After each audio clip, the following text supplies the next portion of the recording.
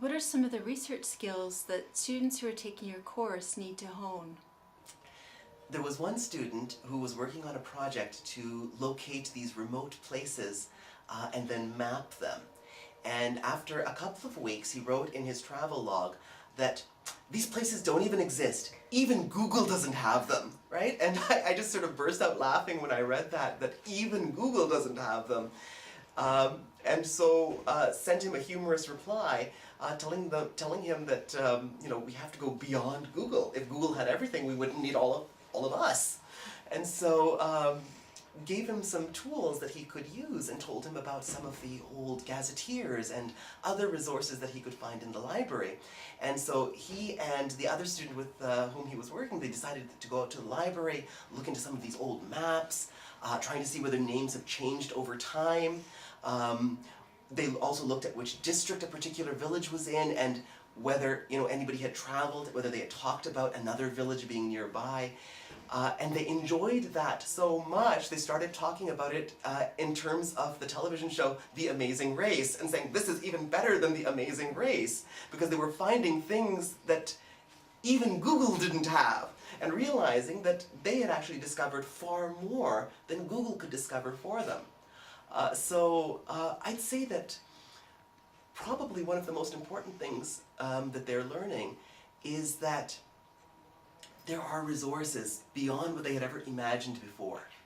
And they are getting access to these resources now and discovering new resources as well.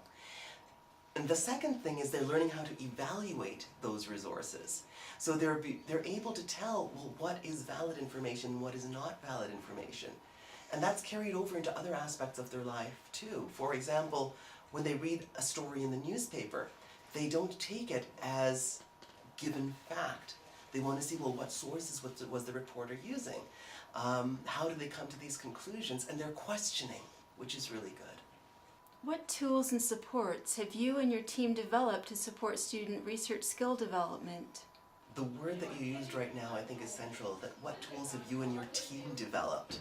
And I would say that's one of the most important things that I've learned from this, is that in the past, whenever I've developed a course, it's always been me developing the course and then consulting with other people to help with that.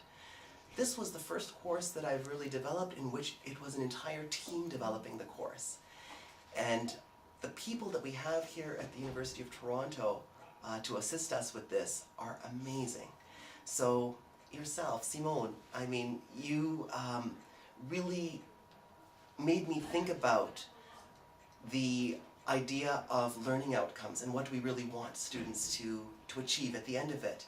And both you and Cleo Boyd helped me think through how our assessments have to match the outcomes that we hope to achieve in order for student learning to take place. Lori was fundamental for the entire process, because she was, in a way, giving us the experience of what an online course has to look like. What are the strengths compared to other types of courses? What are the weaknesses and how do we address those weaknesses? And keeping us on a schedule. And then we had people like Rochelle, who is a technological genius with all of the new types of resources that are available to us, particularly in an online environment. A central aspect of the course was the Navigating Your Travels section, which was the information literacy modules. And Patricia Bellamy and Elaine Gettler from the St. George and UTM libraries were the geniuses behind that aspect of the course.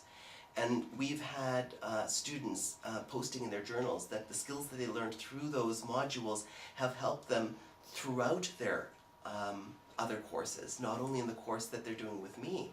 So all members of this team were central. And somebody who's been with me for years is my research team coordinator, Shanifa Nasser, who has been just a fantastic addition to the team. She's been helping the students in every stage. She's been designing certain of the elements of the course. So anybody who's doing something like this needs to have a brilliant graduate student to work with them. What has been put into place to measure improvements to student research skill development? So we have several methods of assessment which are targeted towards the learning outcomes. So every week either myself or the research coordinator, we give feedback on student projects as well as on their travel logs. They submit to us every week an assignment, and we make sure that they're on track. We give them ideas for other areas to explore. So that's one method where there is an evaluation that's taking place. They also get evaluation from their peers, because in the discussion groups, the peers are giving them feedback on the projects that they're working on.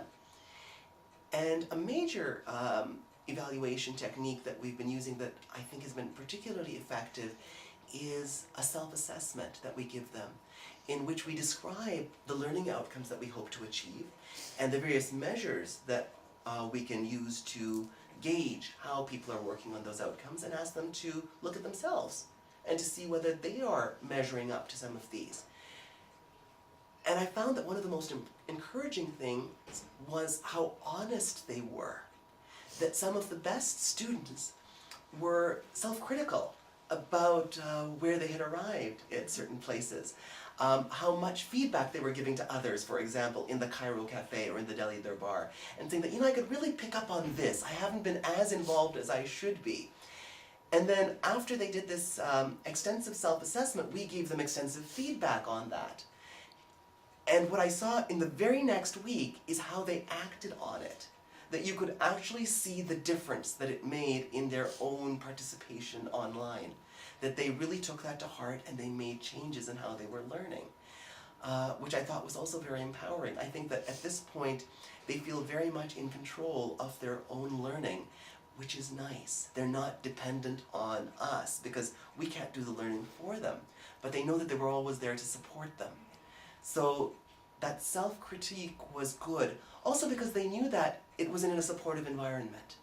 That the self-critique was not reflective of having failed. It was reflective of having learned and what was the next stage of my learning going to be.